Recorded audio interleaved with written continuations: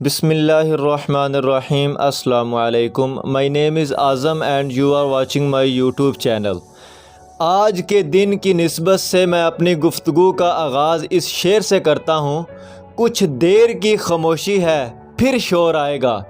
کچھ دیر کی خاموشی ہے پھر شور آئے گا، تمہارا صرف وقت آیا ہے، ہمارا دور آئے گا۔ جس اکیلے کو تم نے ذلیل و خوار کر کے نکالا تھا، آج وہ پورے لشکر کے ساتھ آیا ہے۔ جس فیصلے کا شدت سے انتظار تھا، آخر کار وہ فیصلہ آ گیا، اور فیصلہ یہ آیا کہ ڈپٹی اسپیکر نے جو رولنگ دی تھی سپریم کورٹ آف پاکستان کا حوالہ دیتے ہوئے، عدالت اس فیصلے کو کالعدم قرار دیتی ہے، اور جس رولنگ کے تحت کاف لیگ کے 10 ووٹ مسرد کیے گئے، وہ رولنگ غیر آئینی قرار دے دی گئی۔ اب وہ 10 ووٹ کاؤنٹ ہوں گے۔ تو اس طرح پرویز الہی صاحب 186 ووٹوں کے ساتھ کامیاب ہوئے، اور اب وہ پنجاب کے وزیر اعلیٰ کے عہدے کے لیے حلف اٹھائیں گے۔ عدالت نے یہ بھی کہا کہ گورنر ہے تو وہ حلف لے لے، اور اگر گورنر نہیں لے سکتا تو صدر پاکستان حلف لے لیں، اور حمزہ سے کہا کہ آپ اپنا بوریا بستر گول کریں اور وزارت اعلیٰ کا عہدہ چھوڑ دیں، اور جو کابینہ آپ نے بنائی ہے 63 بندوں کی،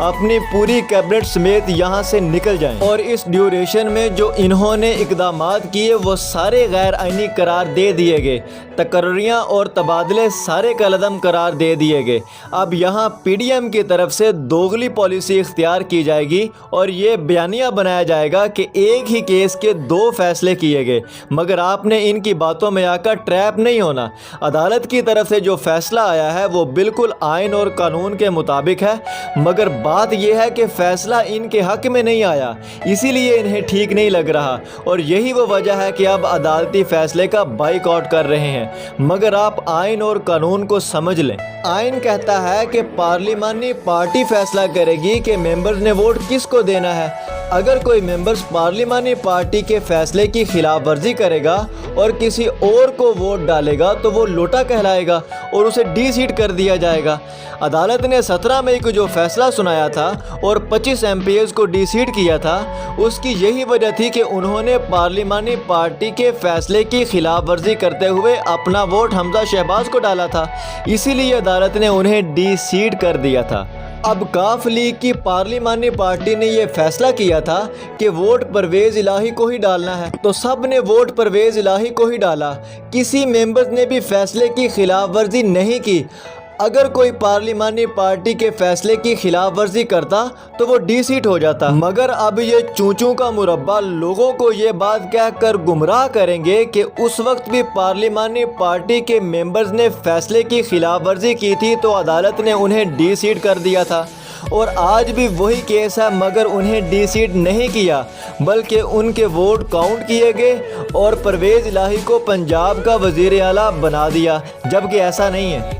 اس کیس میں پارٹی ہیڈ کے فیصلے کی خلاف ورزی کی گئی ہے، نہ کہ پارلیمانی پارٹی کے فیصلے کی خلاف ورزی کی گئی ہے۔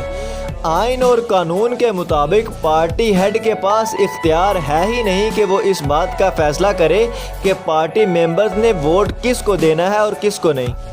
بات اصل یہ ہے کہ جو فیصلہ ان کے حق میں آئے وہ ٹھیک ہے، اور جو فیصلہ ان کے خلاف آئے تو عدلیہ پر چڑھائی شروع کر دیتے ہیں۔ جب فیصلہ عمران خان کے خلاف آیا تھا تو اس وقت انہوں نے مٹھائیاں بانٹی تھیں، اس وقت تو یہ نہیں کہا تھا کہ فیصلہ غلط آیا ہے، اور جب سپریم کورٹ نے قاسم سوری کی رولنگ کو کالعدم قرار دیا تھا اس وقت تو نہیں کہا تھا کہ فیصلہ غلط آیا ہے۔ اب جب فیصلہ ان کے خلاف آیا تو اس کو تسلیم ہی نہیں کر رہے، اور کہہ رہے ہیں کہ ہم عدالتی فیصلے کا بائیک آؤٹ کریں گے اور ہنگامہ برپا کریں گے۔ یاد رکھیے، یہ اپنا ہی نقصان کریں گے اور عمران خان کے لیے رستہ مزید آسان کریں گے، کیونکہ عدلیہ کے خلاف جانا بالکل ایسے ہی ہے جیسے شیر کے منہ میں ہاتھ ڈالنا، اور جب آپ ہاتھ ڈال لیں گے تو پھر واپس نہیں کھینچ سکتے۔